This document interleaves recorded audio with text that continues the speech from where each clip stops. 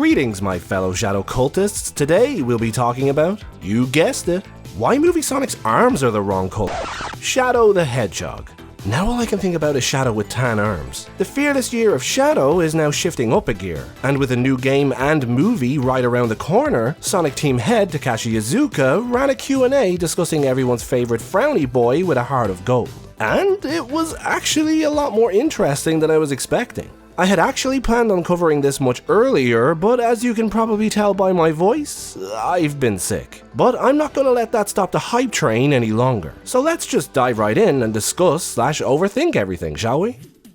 The first question he was asked was, did Shadow have any sympathy when defeating the Bio-Lizard, seeing as they are effectively siblings? Iizuka's answer is more of a lore explanation than anything really, saying the difference between Shadow and the Bio-Lizard is that Shadow was created using DNA from Black Doom, making him the true ultimate life form, whereas the Bio-Lizard is just a prototype.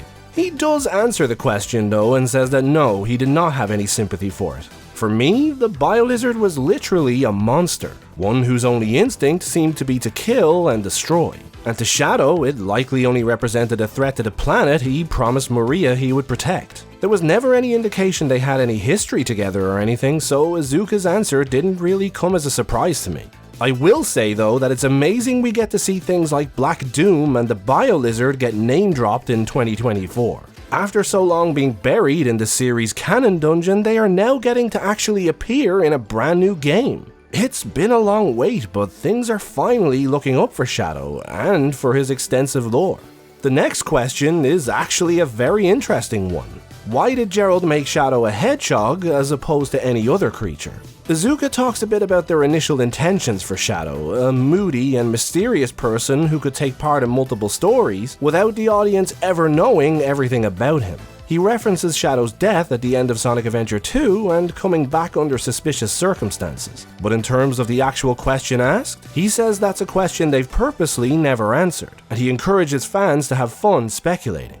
As for me, outside of the whole duality theme of Sonic Adventure 2 and needing a dark hedgehog to pit against Sonic, lore-wise I think it has more to do with Gerald visiting Angel Island during his research. Seeing the murals depicting a powerful and angelic form, he discovered the perfect vessel for his project. And that's ignoring completely the fact that hedgehogs in Sonic's universe are immensely special, always seeming to be incredibly powerful or remarkable in some way, making them the obvious choice for the ultimate life form. I get what Iizuka is trying to say here though. The appeal of leaving certain stuff unanswered is huge. For me, the Chaos Emeralds are a great example of this. Revealing their true nature and origin would ruin them for me. Hence why I was very happy Frontiers barely revealed anything at all, because the eternal speculation about them is just too intriguing to give up. And that's why it makes sense for a character as mysterious as Shadow to always retain some level of mystery. The speculation is often way better than any answer.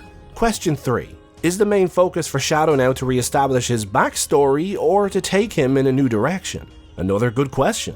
Opting for the simplest and least revealing answer, Iizuka says that will depend entirely on the type of media or game that he appears in. Sometimes they'll delve into his past, other times they'll focus on his present and future. While it's not exactly an admission that the character had lost its way and now they're fixing it that I would have liked, it's still good to know they seem to be planning to actually use him going forward. And if we don't get a post-credit scene or some other hint at the end of Sonic X Shadow Generations, I'll be surprised. For the next question, Iizuka is asked what the idea was behind the Fearless Year of Shadow campaign, and will something similar be done for other characters in the future?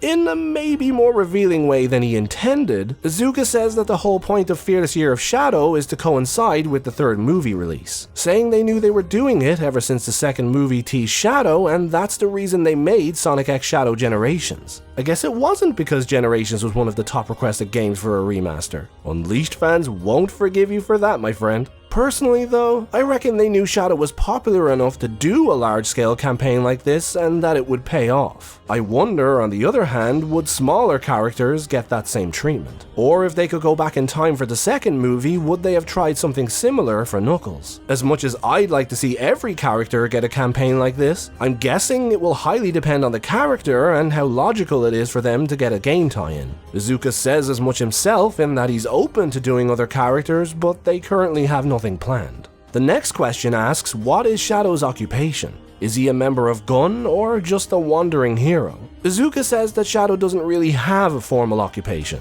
For him, the only goal is to protect the planet that Maria loved. Boy, I really hope the people who yell at me all the time that Shadow moved on from his past after Shadow 05 and no longer fights for Maria anymore heard that. Iizuka says he may team up with Gun or even Eggman, but that protecting the planet Maria loved is his only mission. While I think this kinda neglects to mention other important characters in Shadow's life that he cares about, and how in reality he should also be motivated to protect them, it's still good to hear from Iizuka himself that one of the most important things about Shadow's character since the beginning is still important in the series today.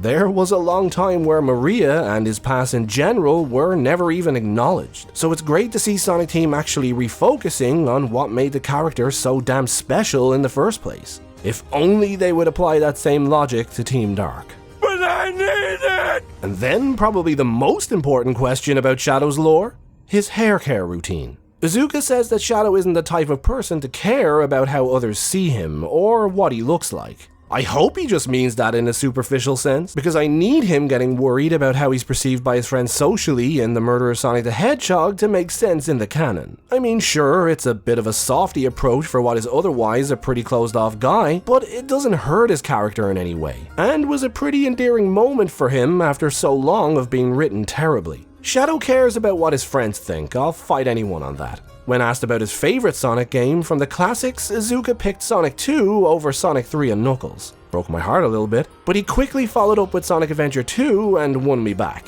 It honestly baffles me a little bit how he apparently loves Sonic Adventure 2, yet still let Shadow's character go the way it did after 06. And while I can't agree that their effort to make each new game better than the previous was always evident in the final product, I still can't argue with the man's tastes when it comes to the best in the series. And we kinda have to come to a point where we can bury the hatchet with the series' blunders and recognize Sonic Team's recent attempts to rectify them. It's been a rough ride, but things really are looking up now.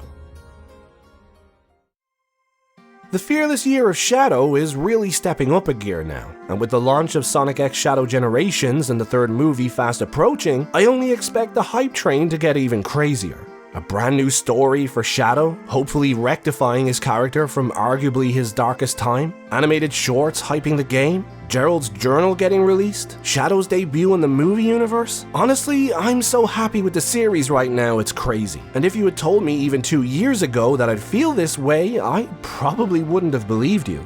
I love that we now have stuff to look forward to without being weighed down by worry. I love that the fandom overall seems happier now. And I love that Sonic Team themselves now look more confident than ever, and you can clearly see they are happy with the series. It's a good time to be a Sonic fan.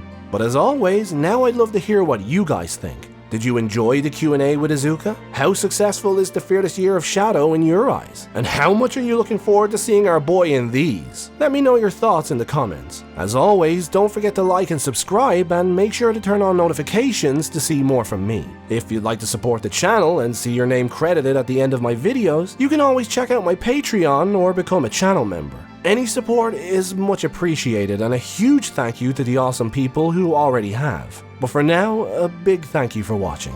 And as always guys, take care.